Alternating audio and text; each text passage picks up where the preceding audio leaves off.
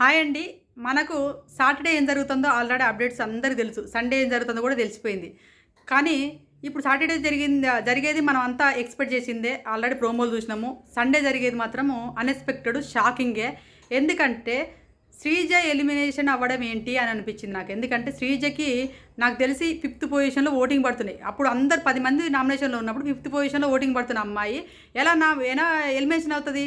అసలు ఎలిమినేషన్ అయ్యే కంటెస్టెంటే కాదు. కానీ ఎలిమినేషన్ చేయడానికి బిగ్ బాస్ ఒక ప్లాన్ ఉంది అతనికి. ఎందుకంటే రీతు చౌదరిని కాపాడడం కోసం చేసిండేమో అని నాకు అనిపించింది. ఇది అన్‌ఫేర్ డెసిషన్. తీసుకెళ్ళి వైల్డ్ కార్డ్‌గా వచ్చినటువంటి వాళ్ళ పైన ఈ భారం వేయడము. వాళ్ళు కూడా రీతు చౌదరిని ఉంచితే ఫస్టే చెప్పి పంపుతట్టుంది హౌస్‌లోకి వైల్డ్ కార్డ్స్‌ను.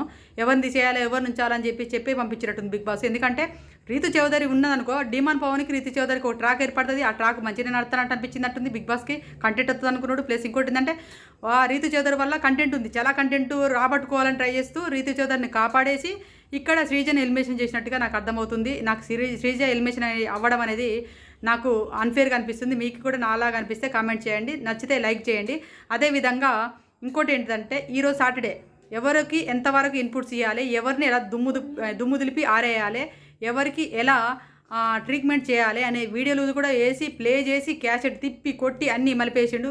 ఇప్పుడు కింగ్ నాగార్జున ఒకప్పుడు సినిమాలలో ఎలా ఉన్నాడో అలా ఉన్నాడు. సూపర్ తాట తీసి వదిలేసిన అనిపించింది నాకైతే. ఈరోజు వెబ్సైట్ చూడండి, ఖచ్చితంగా చూడండి, మిస్ అవ్వకండి. ఈరోజు రేపు మనకు అసలు అన్ని థ్రిల్లింగ్సే కనబడుతుంటాయి.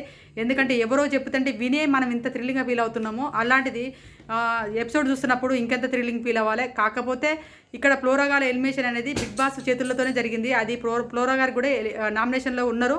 తనకి ఎలా నామినేషన్కి వచ్చింది, 2 వారాలు డైరెక్ట్గా ఇవ్వడం జరిగింది. బ్లాక్ స్టార్ ఇచ్చేసి 2 వారాలు డైరెక్ట్ పెట్టడం జరిగింది కదా. అప్పుడు బ్లాక్ స్టార్ ఇచ్చిన వాళ్ళిద్దరిలో ఎట్లాగో మనకు హరీష్ గారు ఎలిమినేషన్ అయ్యిండు. ఆ వారం బ్లాక్ స్టార్ వచ్చినటువంటి ఫ్లోరా గారిని డైరెక్ట్ 2 వారాలు పంపించాలనుకొని 2 వారాలు నామినేషన్లో పెట్టడం జరిగింది. ఈ వారమే వాళ్ళ వైల్డ్ కార్డ్ వస్తారు. ఎందుకంటే ఈమె వల్ల కంటెంట్ లేదు, ఉత్తని సేవ్ అవ్వకుండా వస్తుంది. ఏదో రకంగా ఫ్లోరా గారిని సేవ్ చేస్తారు కానీ కంటెంట్ లేదని చెప్పేసి అలా హౌస్ నుంచి వెళ్ళి పంపించడం జరిగింది. నెక్స్ట్ వచ్చే వారం కూడా ఒకరు వెళ్తారు. అది కన్ఫామ్గా సుమన్ శెట్టి గారు వెళ్తారు. ఎందుకంటే కంటెంట్ లేని వాళ్ళని తీసేస్తారు. ఇప్పుడు కంటెంట్ ఉండే వాళ్ళని తీసుకొచ్చిండు కాబట్టి 6 సూపర్ కంటెస్టెంట్లు తీసుకొచ్చిండు, బలమైన వాళ్ళని తీసుకొచ్చిండు. ఇప్పుడు వీళ్ళ హౌస్లో ఉన్న వాళ్ళని తాట తీసి వదిలేసే వాళ్ళని తీసుకొచ్చిండు కాబట్టి బిగ్ బాస్ కంటెంట్ వస్తుందని చెప్పేసి కంటెంట్ రాని వాళ్ళని తీసేద్దామని ఒక 1 by 1 తీసేసి కూడా పోతున్నాడు. శ్రీజన్ తీసేయడం అయితే అన్ఫేర్ డెసిషన్ అనిపించింది. మీకు కూడా నాలాగా అనిపిస్తే మాత్రం ఖచ్చితంగా లైక్ చేయండి, ఒక కామెంటరీ పెట్టండి, నాకు కూడా అర్థమవుతుంది నేను చెప్పింది రైటా రాంగ్ అనేది. ప్లీజ్ లైక్ మాత్రం చేయండి, సబ్స్క్రైబ్ కూడా చేసుకోండి.